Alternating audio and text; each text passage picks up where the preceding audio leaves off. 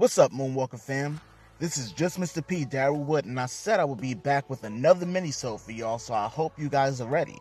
Now, this minisode takes us on a musical journey on the story behind one of my favorite tracks by the Jacksons. Or was it? Now, the song I'll be talking about goes a little something like this, and bear with me. Don't blame it on sunshine. Don't blame it on the moonlight.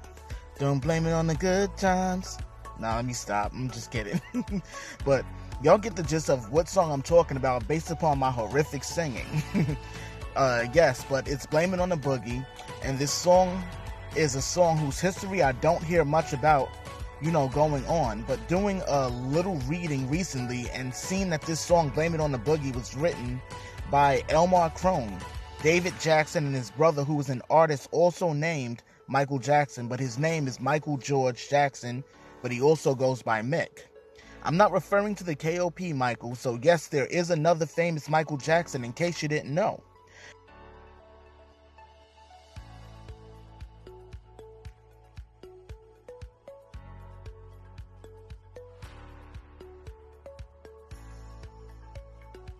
Well, we'll call the other Jackson by his nickname Mick so this doesn't get confusing at all.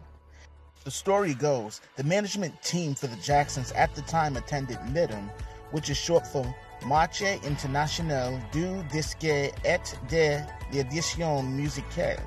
If I'm not pronouncing it right, please don't rip my head up in the comment section because my French is pretty bad. But anyways, this event was an event where industry heads, producers, artists, and more could showcase their recent music as well as trade off and sell what they had produced. Now, the Jacksons management team heard Mick Jackson's version of Blame It on the Boogie live in 1977 at the MIDM Showcase. And of course, this being a meeting of industry figures, a discussion came up about how great the song Blame It on the Boogie was. The conversation would be between Mick Jackson's publishers and the Jacksons management, in which the song would be given to, knowing that it was being planned on being released in the UK and France.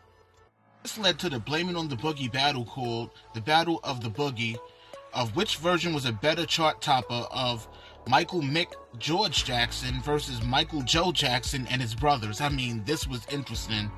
Now, when both versions of the song were released, they both came out within 2 weeks of each other, and the press ate up and ran with comparisons of which version was actually better. The version by Mick Jackson was a mid-tempo, kinda slower version, while the Jacksons' version was funk-based with a hint of disco. Radio stations got onto the battle bandwagon. BBC Radio 1 only played the Jacksons' version, while Capital Radio only played Mick Jackson's version. The music press was equally split. The Melody Maker did not review Mick Jackson's version, but praised the Jacksons and wrongfully referred to their single as self-penned when it was written by Michael George Mick Jackson. Now that I know the story, I went back and listened to both versions, and the Jacksons version is still victorious in the realms of enjoyability of Blame It on the Boogie. Also, there is a full documentary on this topic produced by UK Channel 4 entitled The Other Michael Jackson, Battle of the Boogie.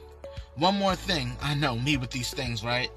There was also a mashup version of both versions of Blame It on the Boogie used for the 2014 version of a video game called Just Dance. Now, that just about wraps up this minisode. I hope you all enjoyed this video, and if you did, please hit that like button, comment down below, and subscribe. Don't forget to hit that notification bell as well. Much love to everyone. Just Mr. P, signing out.